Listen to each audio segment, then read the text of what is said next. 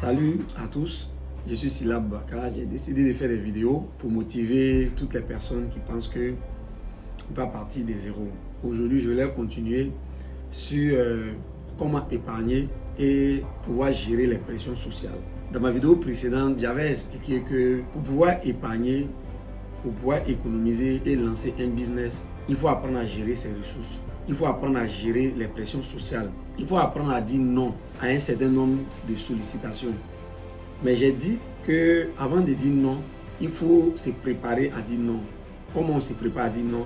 En commençant par dire oui. En commençant à dire oui, ça signifie quoi? Lorsque nous planifions notre vie, nous devons comprendre que nous avons des responsabilités vis-à-vis de la société. C'est-à-dire, nous avons tous reçu quelque chose de notre proche, de notre environnement, de nos parents, de nos amis, de la société. Nous sommes le fruit des partages. Nous sommes le fruit de quelqu'un à qui on a donné quelque chose. Donc c'est parce qu'on nous a aidé dans notre vie, c'est parce qu'on nous a donné que nous sommes devenus la personne que nous sommes. Donc j'ai dit aussi que en aidant quelqu'un, on ne doit pas se pénaliser.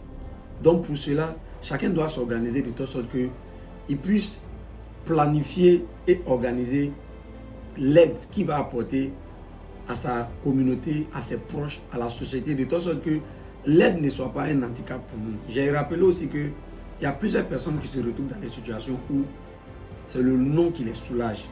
Mais à cause de la pression sociale, à cause des pressions communautaires, ils sont obligés de dire oui pour avoir la conscience tranquille, pour pouvoir mieux dormir. Mais je ne peux pas rester dans le trou et puis aider quelqu'un. Mais à quel moment nous devons sortir du trou? Donc la solution, c'est d'organiser notre vie de telle sorte qu'on puisse planifier les aides. Autre chose que je voulais ajouter, si vous voyez que dans la société, les gens s'appuient sur nous, les gens nous sollicitent, c'est parce qu'on a montré à la société, à notre entourage qu'on peut compter sur nous. Mais comment on montre cela? On montre cela à travers notre niveau de vie que nous montrons. On montre cela à travers les signes extérieurs de richesse que nous voulons montrer à notre communauté, à notre société, que nous avons réussi, que nous sommes en train de devenir autonomes. Quand on te regarde, tu as un téléphone qui coûte 500 000. Même si tu as fait un troc, même si tu t'es débrouillé pour l'avoir, quand on regarde le téléphone, on te met dans la catégorie des gens qui peuvent attraper un téléphone de 500 000, de 600 000. Mais quelqu'un qui peut attraper un téléphone de 500 000, 600 000, on peut lui demander 10 000 francs. On peut lui demander 50 000 francs. Parce qu'on estime que tu es arrivé à un niveau où, si tu peux attraper un téléphone de 500 000, c'est qu'on peut te solliciter. Je vais encore plus loin. Tu habites dans un quartier chic où on estime au loyer à autour de 500 000, 1 million. Même si toi-même tu sais les conditions dans lesquelles tu payes ton loyer, comment tu te débrouilles et autres. Mais à partir du moment où tu te mets dans ces conditions-là, les gens aussi vont estimer que tu es arrivé à un niveau où on peut te solliciter.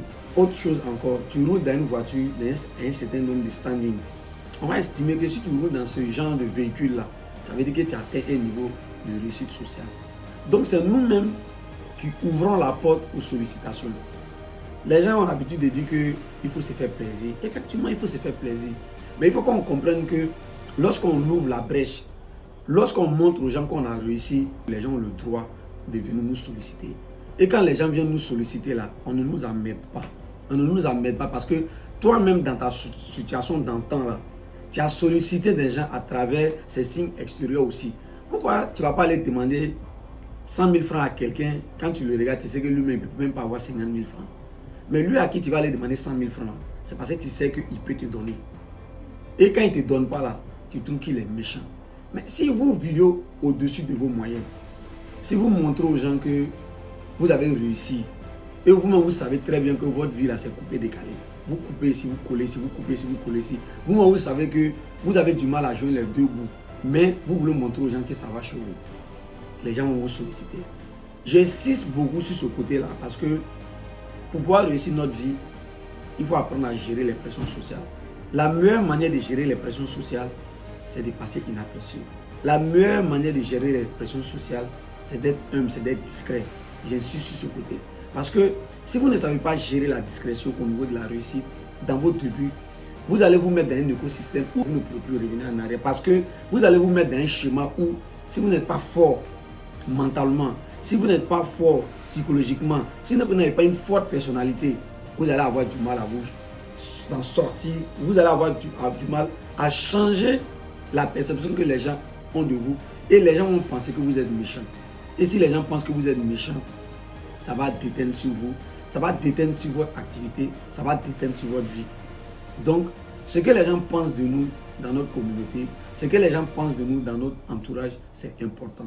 Donc, j'insiste sur ce côté-là pour dire que pour apprendre à bien gérer nos finances, pour apprendre à économiser, nous devons être discrets.